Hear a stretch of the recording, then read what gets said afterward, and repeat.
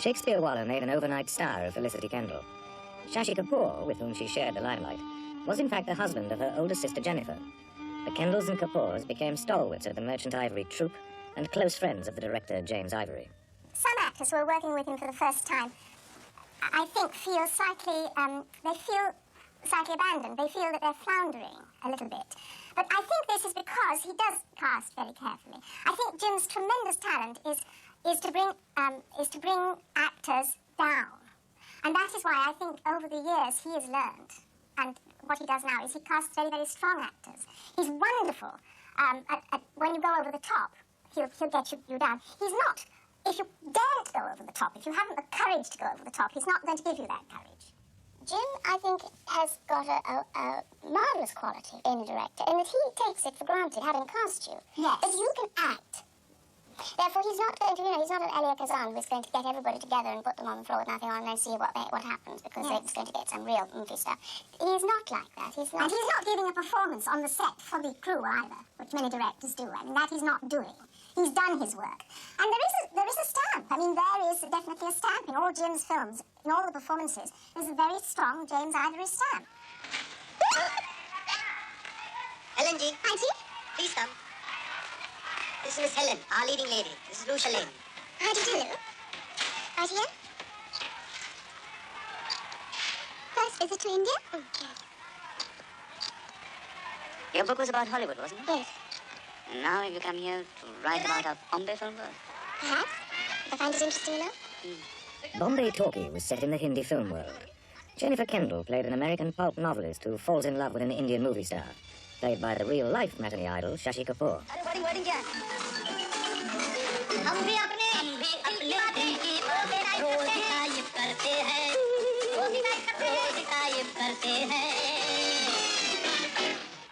This huge red typewriter in this black expanse, which was the studio where we built it. It took about a week to build and a week to shoot, and it was the hottest summer weather in Bombay. There was no air conditioning, and in order to make the typewriter stand out, all of the floors and the sort of curtains behind it had all been sprayed black.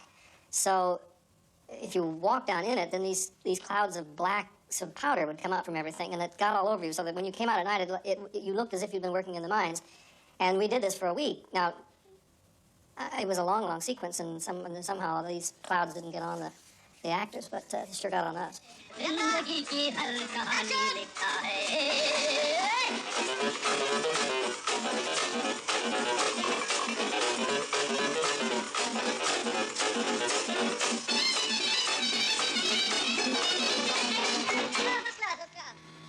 When the budgets have, our budgets have increased and we are making more films of more sort of details of props, costume, location and all, Jim is a perfectionist as far as that is concerned.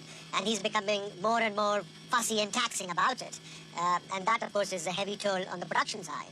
Well, first of all, if I say to him, this is a tasteless mess, or what is this, or why are these things been brought, or, he's most upset and incensed himself immediately, and then he starts bearing down on the poor art director. And I know now to be more careful about criticizing the art director around Ismail, because Ismail turns on them. So, I mean, he as in all areas of the film, if he senses that something's wrong, he may shout about the expense, but he's at the same time determined to get it right. And Jim would sometimes insist on 5 takes, 10 takes, 15 takes, 20 takes, and it was double version. And many times Ismail would just come from the back, and if, the crew asked, shall we print it? And Jim would say no, and Ismail would say, yes, print it, it's okay, no more. Let's take the next shot. And Jim would just quietly sit down and say, no, Ismail, we're going to have one more. Shashi, Greta and I were discussing the way we might do this. James was joining, we were rehearsing it. When suddenly, from the other side of the room, I had, shoot, Jim, shoot, Jim, shoot! And shoot, Jim became the expression that everyone used throughout the whole of the shoot for Eaton Dust. This was Ismail putting the pressure on James to get a move on. Doesn't matter about rehearsal, just get on with the shooting. James is very firm, very strong. I mean, we've always called him the fine German steel, the thin that is used in the, the rapiers. That's Jim. You can bend it, it's fine. James Ivory, whose father sold lumber to the MGM studios in Hollywood, grew up in the American West. His first ambition was to be an art director, and many of his films pay keen attention to set detail. The homes of the wealthy and the manners of sophisticated society have repeatedly attracted him. you have a confidence in his taste in acting. And so you feel that, you know, if you're getting it right, he'll be quiet. And if you're not getting it right, there'll be this song, no, from the chord, not like that.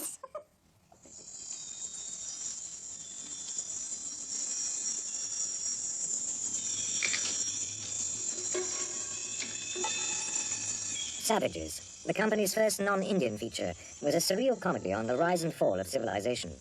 Shot on a small budget and set in a grand mansion in New York State, it was, however, too idiosyncratic for American audiences. I mean, it has gone on to have a kind of very attenuated underground cult kind of reputation. I mean, occasionally it'll emerge in some city and be shown. The sort of leading critics thought it was just the most sophomoric kind of exercise, and wrote things like those people who made those wonderful Indian films have now made this ludicrous exercise and whatever.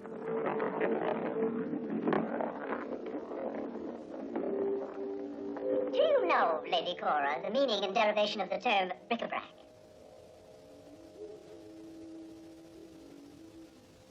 Yes.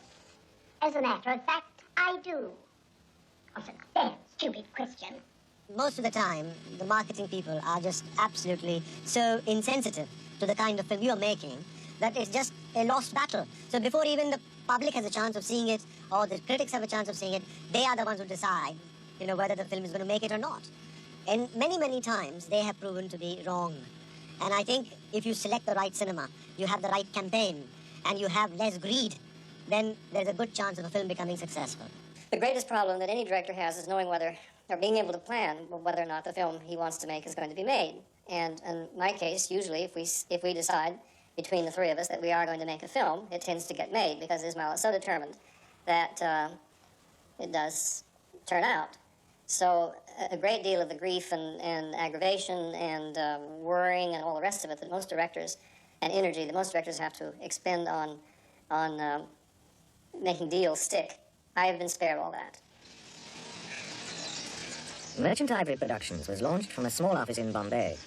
Ismail Merchant, a native of that fiercely competitive city, firmly believes that there are 70 minutes in every hour and 110 cents in every dollar. Good morning. Good morning. Hey, Nariman, what's the matter? Good morning. Why are you looking so dull this morning? Before I start my business, I offer my All right. Am I going to have the money this morning? I will give you today. This morning? I will give you now. My goodness, 15 years you've been here, and you still say this morning I'll get it, this morning I'll do this. I want it now. I will give you now. Okay. Who's that? Hello? A tenacious and ever-optimistic money raiser, Merchant once described himself as the elephant outside the financier's door. Well, I'll start working with Thank him. you. Well, that's great. And I'll talk to him again. That's good. And try to reduce. He once told me when we were discussing finding money, he said, well, you know, we can go to so-and-so who's very rich. And I said, why would they be interested? He said, look, Mamoon, they have this money and it's a privilege for them to invest in our movies. And he actually believes that. And because he believes it, he gives them the feeling that they can be quite relaxed about their investment. You can send this to your newspapers. My guru has sent me away in disgrace. Where do you think you're going? Come back! You have The Guru, with Michael York and Rita Tushingham, was the one early Merchant Ivory feature backed by a major film company, 20th Century Fox. But financial security is no guarantee of a film's easy passage. Utpal Dutt, who had been signed for the title part, the music teacher of a Western pop star, was jailed as a political agitator just before he was due to begin filming. I was arrested the moment, about 3 days before the shooting of The Guru began. And those days, people were held without trial for years. And Ismail went down to Calcutta, and 10 days later, I was back on the set shooting. He went to see the governor, the chief minister of West Bengal, and all kinds of things. I don't know what he did. He also went to the American ambassador, who, of course, turned him out. And all kinds of things he did, but he did manage to bring me back before the shooting began. And there I was shooting. So he was this kind of a person, a kind of a juggler, almost a magician, doing impossible things. Impossible things with the money as well. Yes, I suppose so. We never felt that there was no money. You never felt Never felt. How was all this financed? I mean, was it just... You ask Ismail, God knows. I'd rather not know, to tell you the truth. There's some things one better not know about. I mean, in general, do you find you would rather close your eyes to some Oh, aspect? absolutely. Oh, absolutely. Don't tell me about these things. I really just don't want to know what he does or, what he juggles and what fearful illegalities. I only had this one vision. Wherever we go, I look around where the nearest jail is. I think one day I'm going to visit you in there. I think Gordon smiled on Ismail. Look at him. He's well fed. His nappy's been changed. In the background, what appears to be the bailiff is really the guardian angel. He only looks like the bailiff, but really, she takes care of everything for Ismail.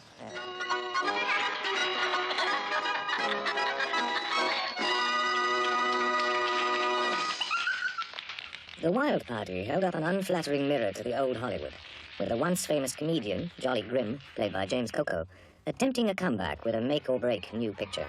Well, AJ, good job, Jolly. Well, I liked it. I'm glad. And the ending, when the little girl walked, so moving. Would you mind one tiny suggestion? No, of course. Change the little girl to a little boy. Do you remember Jackie Coogan and the kid with that big hat pulled over his eyes? Francine, I'm quite sure Grim here cast the picture the way he saw it. Well, actually, there's still a lot of editing to be done, AJ. I know there's a little more work to do with. AJ, I tried. Used to treating stars much like anyone else, Merchant Ivory came head-on against the unchanging customs of old Hollywood. Ivory claims that he never developed a satisfactory working relationship with his leading lady, Raquel Welch. People like that. I found this is generally true, that they need tremendous amount of reassurance, but they also need a very firm hand. They need somebody who can say, look, this is the way we're going to do it, and, And that was not and Jim's that's it. And way. that is not Jim's way. That's not his forte. And the producers also were, on the weak side and said we must handle her like a sick child. And I said, all right, yeah, do all that. She'll walk off, she'll do all the things. So we handled her like a sick child, and she still walked off. One of the conditions was that she would bring, if she did come back, that she would be able to bring her drama coach with her. So she brought this drama coach, who was a man named Justin, and a very nice fellow. I don't remember his last name. He ran a sort of school in Hollywood. And he used to stand on the set with his script kind of like this, holding it, and we'd take the shots, and then I would say, well, I think let's print takes 4 and 6 and 8. And then she would shout, well, I don't know, Justin, what do you think? I thought take 3 was very good, or take 9. And then Justin would say, well, I also liked 4 and 6 and 8. Then I'd hear her saying, God damn it, you're supposed to side with me. And that was the sort of situation that we had on the set.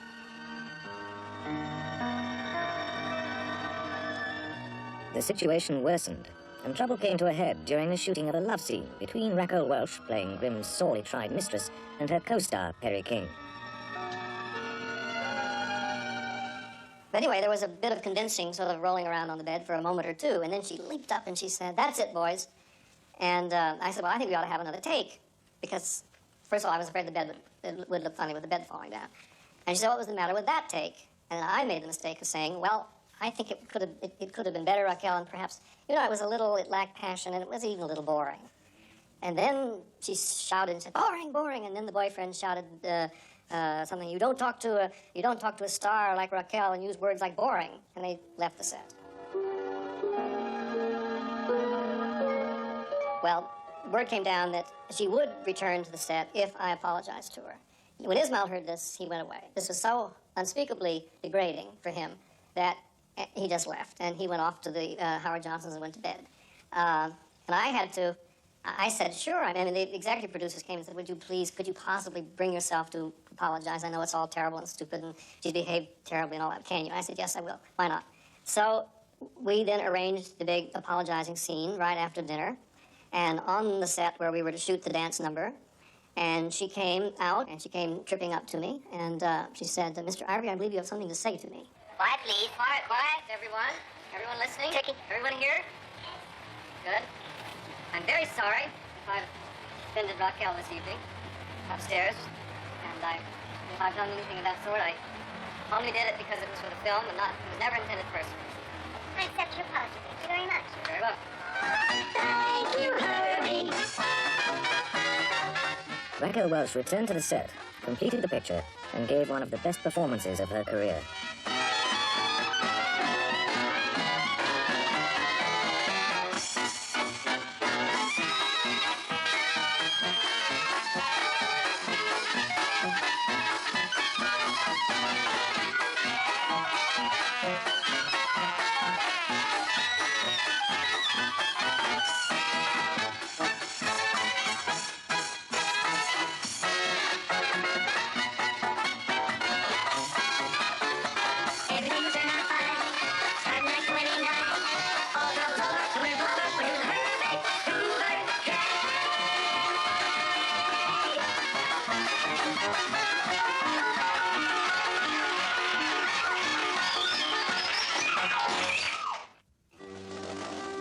Made in the same year as The Wild Party, Autobiography of a Princess starred James Mason, and as a disinherited princess, Madhur Jaffrey. Sir John Steele.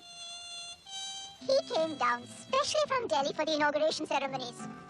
That was such a big party. Papa loved parties. He had such fun. Papa loved fun. He never spared any expense.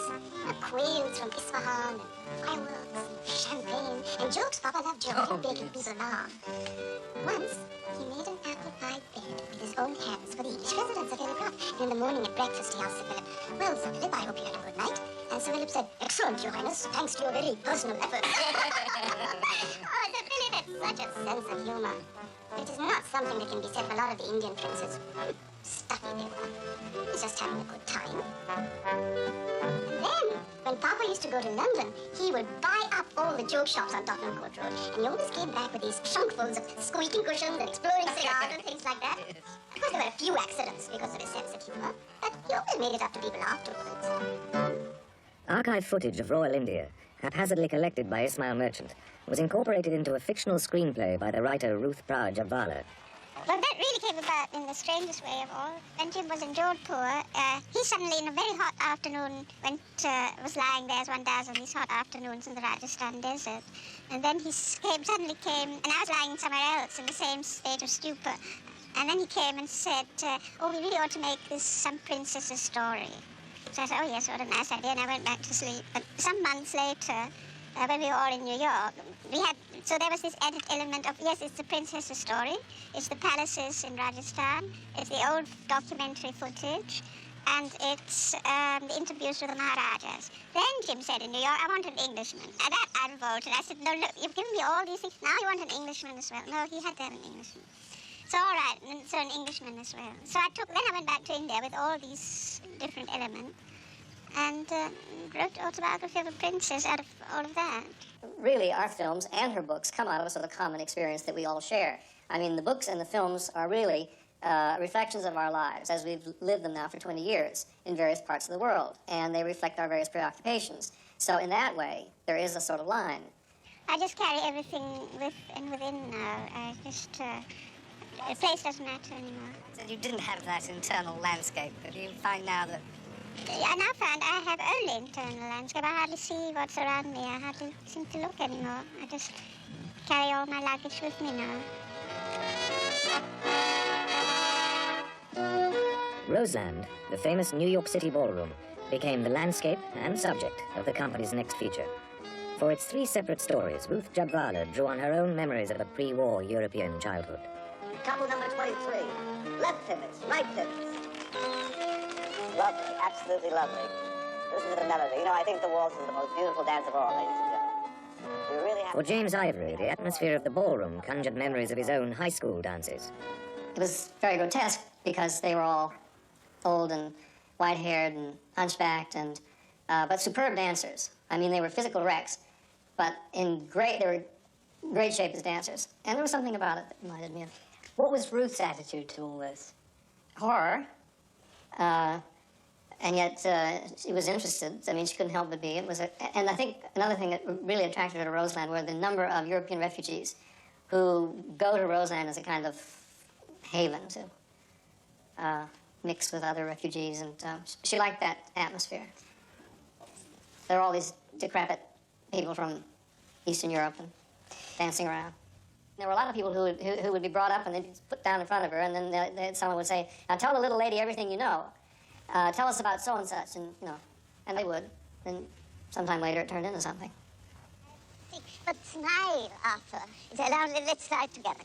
Come on, because they are already cleaning. I'm getting dizzy already. Darling, I mean, when you dance, there are certain difficulties. Now, come on. 1, 2, 3, 4, 5, 6, 7, 8. It's slightly better. You want to race a little? Yeah. You do. But around all the time, I can... But you see, you get dizzy. But every dancer, I'm sure you have heard of Nijinsky and blah, blah, have you? Now, they had to overcome a lot of things.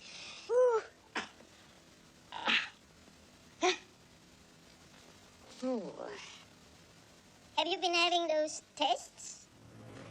Tell me a bit about Jane Austen, because Ismail, I believe, was slightly disappointed and said, they've ruined me over this one. Yeah, that's right. How did Jane Austen come about? Well, that came about through London Weekend, having bought this play of Jane Austen's sight unseen. They thought it was a real play, but then when they got it, they said they found that it was just this, little child's amateur, a little bit of scribbling. I took it and I thought, oh, wonderful, I'm going to read this, and I lay in the hammock and I opened it and I saw just this mess. And I thought, how in the world are we going to make this into a film? And we all read it, and we knew we couldn't make anything of it, except, just use it as a starting off point, as a seed from which to grow whatever we wanted to grow. Cannot you favor my escape? Oh, my dear madam, that is impossible without protection. And you know, Sir Harvey is here, and there, and everywhere. My dear Mrs. Albury, you shall have all the money in this purse. If you will release me. Mrs. Aubrey, I see you cannot be trusted with her. You are so tender-hearted. And you, madam.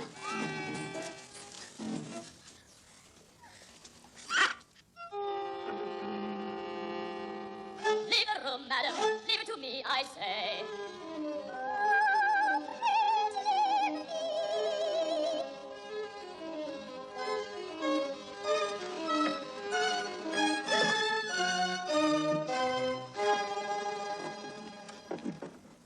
Take any of his films, and if you just look at the production values involved, and also the kind of stars that have appeared in them, I don't think anybody could argue that the money wasn't on the screen. Which he is right. You can't say that about most films.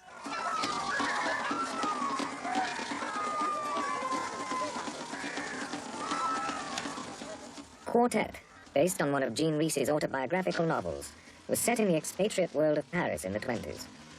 As often in a Merchant Ivory film, artists, collectors, and performers abounded in an atmosphere ripe with intrigue. Isabella Gianni was the girl between Alan Bates and Maggie Smith.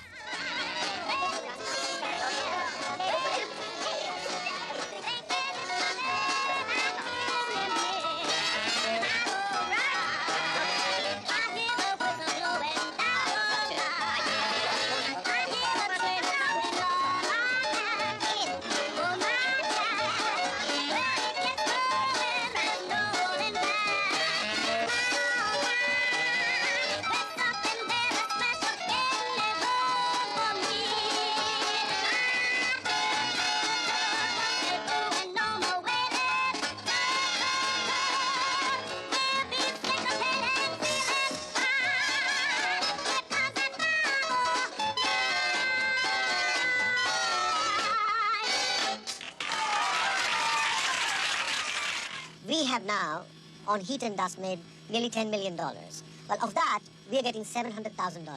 7% comes to the producer. The rest goes all in between people. The exhibitor, the distributor, the agents, the publicists, the whole lot. So the main work, particularly in our case, raising money, getting the actors together, putting the whole package together, putting your own money, deferring your salaries, and then promoting the film and seeing a 7% return. It's the structure of the industry. It is a fact that the investor stands last in line to get back any money, whereas he is the first to invest. The fact is that the cinemas siphon off enough money to cover their running costs. The distributor then siphons off another bit, large bit, to cover his running costs and his commission, and to cover the costs of print and advertising. And finally, the investor waits to get his bit, and it is possible to have a film which is making a great deal of money in the cinemas, where the investor sees nothing. But that is not really, it's not a conspiracy, which is aimed at Ismail's films. That's the film industry. She hopes that the devil wasn't too tiring for you. Oh, I loved every moment of it. It looked splendid and was so well done. It was thrilling to see your son. I always like to hear the Qatar national anthem. I'm terribly proud of him. He's terrifically handsome. That's okay. He caused a sensation in any London drawing room. Something had been happening on Heat and Dust. Some actors weren't being paid, or they were not getting enough money to pay for their lunch, and everyone was very angry with Ismail because he was really being niggardly about money, which he often is. And, people were just not talking to him. But the next day, he said, well, I've arranged this picnic for everybody. And sure enough, he'd had a palace opened that nobody could get into and everyone was dying to see. And not only had it open so we could see it, but he had arranged a picnic for everybody in that palace. So you forget, you don't want to forget what he's doing to you and how he's conning you. But the next moment, this glorious picnic is all laid out and we're at a place we could never be, and everyone's having a wonderful time, and you come back saying this rascal has done it again. Again he's charmed us.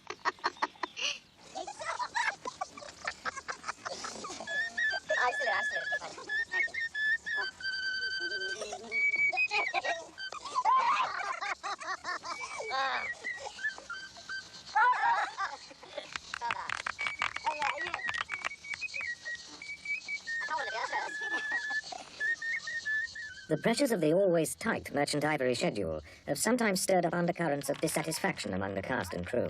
The first thing Julie Christie said to me was that, well, you might not be shooting tomorrow because they may pull the plugs. So I thought, how exciting to know this. And then the next day, I gathered this was because the crew had been receiving cables from their families saying that their checks were bouncing and therefore they wouldn't continue working unless they knew the money was there. But I think this is a pattern that Ismail quite enjoys because when it comes to the crunch, the money is there. Oh, what's here? Tea, toast and marmalade, boiled eggs, 3 minutes, an English newspaper. 4 months old, but yes, it's English. Well, I can see you have thoroughly deserted us. My poor mother and all the ladies keep asking, where is Harry? When is he coming home? I answer, he is home. He's with his own people whom he loves. Isn't that true? Now, you see, you don't say anything. You don't give one a chance to say anything. I know I'm a monster egoist. Or a plain monster. But my goodness, for a monster, I do grow fond of other people. And miss them when they leave me. Now, what's the matter? I can just see you missing me. The premise for Merchant Ivory seems to me is that you actually hype yourself up to be at loggerheads. I mean, there was a lot of shouting between Walter and James and Ismail and Walter and Ismail. But what is marvellous about it is the forgive and forget thing, that the next day at breakfast it's all forgotten and you're all chatting away and discussing things quite merrily, when you think the night before it's going to be absolutely impossible to talk to each other the next day. With every Merchant Ivory production, there will always be, even if they make a 10, 20, $30 million film, they will still have problems. They'll still have little kind of, people missing their heartbeats and people going on strike and threatening and all that kind of thing. But Ismail will still complete the film, release the film, and probably make some money on it. I mean, the stories you hear about the terrible crises during the making of the film, and everybody running out of money and nobody being able to be paid on time, and little tailors stitching away and not getting their money. I mean, this is because there isn't any during the filming, but it isn't because he's mean. He is extremely generous. Recently, in England, because of certain very personal necessities, I needed big monies. And without my asking Ismail, he came with a very big fat check. And he said, here it is. And he scored one up on me.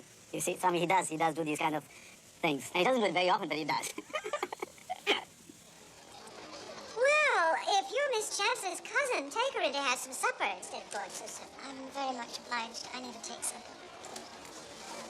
These occasions leave me exhausted. Oh, I can imagine that. I'll leave you to be quiet when he comes in. You're in the best of hands, I'm sure.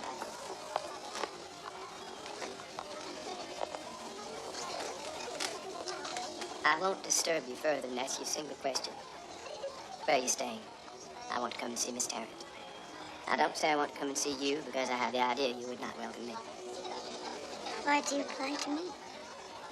Well, it seems to me more decent to go straight to you for the information I intend to get. If you won't tell me where you're staying, perhaps you'll ask Miss Tarrant herself to do so. Would she send me word on a card?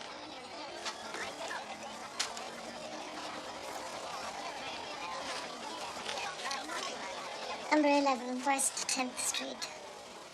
You're free to come. Of course I am.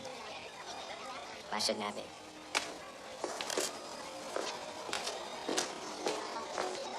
When it seemed that we had snared Vanessa for the Bostonians, I thought, well, I better have a talk now with Vanessa about the part. So I was in New York, and she was in London, and I called her up to tell her about the part.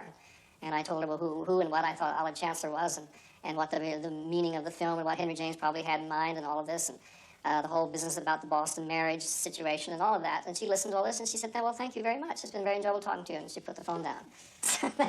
Now, you can't work like that in the United States, however, with American actresses. It's just the opposite. You spend days or weeks going over every single point and long, long discussions and great sort of trauma, and it's not the sort of sensible, let's get on with it kind of thing that you have in England. You find that trying? Very trying. It's much, much better than Maggie Smith and Vanessa Redgrave, so way. But must you go the moment I appear? Do you flee before the individual male? I like the individual well enough. Won't you sit down again? I'm certain Miss Chancellor will be extremely sorry to part with you. You just catch the Charles Street car. I would like to interpret for you the position of women in history. Now, well, what do you say to Helen of Troy? Fearful carnage she excited, all without the benefit of the vote. Excuse me.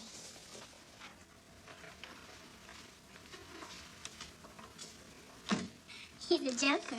He's an enemy. An enemy of our movement and our sex. You must fear him. Do you?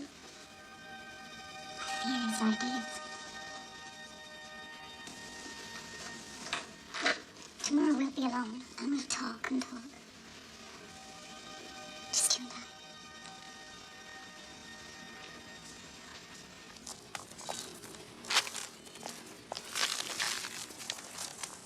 The Bostonians, Merchant Ivory's 20th film, was their second adaptation of a Henry James novel. A period picture painted on a broad social canvas, it was, nevertheless, executed with all the company's usual economies. Organized chaos, making a film. All the money goes on the screen. There's nothing wasted here at all. But you get a sense as an actor, it sort of brings you back to that initial rush of good feeling that you remember from the early days of acting in say, regional theater, community theater, summer stock, a group effort of where it really, the product is the only thing that matters. We have what we call America, and you call God Save the Queen. That's the first thing you hear. So I suppose everybody will stand up. But you're talking about makeup and hair. What are you going to do about makeup and hair with the organist? You don't need those people around after the one thing. If you stick a false beard or sideburns or anything, if you're going to shoot over his shoulder, you may just get his profile. You'll have to have. I mean, we don't want. If you hire say them, that the hands are the only ones that are important, and that's what we want to do. Is just show some organist hand. That's all there is. I don't want to have any of this beards and makeup. I can't stand it. I'm finished. I'm just not going to make any more films. That's all. That's the end. he's been saying this as a householder.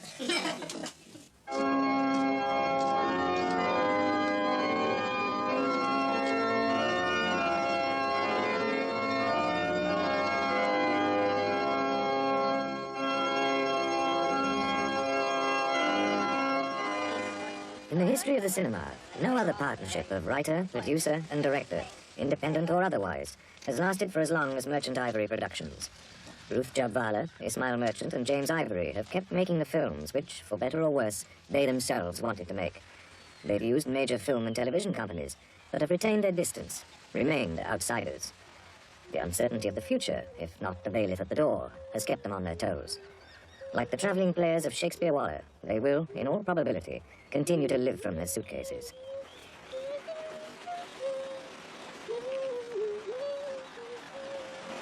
You don't have to spend huge amounts of money to achieve what you want to achieve. I mean, if we were to talk about grand films and big budget films, I would have done those films for a fraction of the money. I'm sure he'd be terribly bored being a Hollywood mogul. I mean, he wouldn't like, he thinks he might, but I'm sure after about a couple of weeks he'd want to get back to his own sort of thing. In any case, he really wants to be in charge completely himself, and I don't think he could work in a giant corporation or giant sort of machine. So maybe it's just as well that we have, if you want to call it, held him back, yeah. Oh, poor Ismail. I mean, here is this obviously very gifted and energetic producer who's attached himself to these two hopeless, non-commercial characters. Do you think he would have been happy if he hadn't been attached to these two hopeless, non-commercial characters? No, I don't think so. I think he's been quite happy, really, on the whole. Oh, I don't think they've held him back at all. I think the wonderful thing is that these three people have to work together. I think the only one who would perhaps have achieved name and fame alone would be Ruth. I think the other three, the three together, they just have to be together. So perhaps though, I got a relatively late start as a director. Perhaps I'll go on longer than some. I mean, maybe another 20 years. I don't know. I hope so. If they'll have me for another 20 years. They may not want me for another 20 years. I mean, Ismail's even now beginning to branch out a bit, so... This doesn't worry you? Well, I'd hate to be, one of those people that gets kicked upstairs. I think Ruth is a marvelous writer, and I think Jim is a very faithful man. I mean, he loves this country, and he loved it even before he became a film director, and he's been very honest with it. And then I don't think Ismail would ever dishonor his motherland. I mean, I don't think he would do that kind of thing, because he is forever making his mum and his dad see his films. There would be a shot which would be from there, from the, coming down, and then seeing the people on the stage. And What I want to say to you is that when there is a great cause, the individual is of no account. You've come to here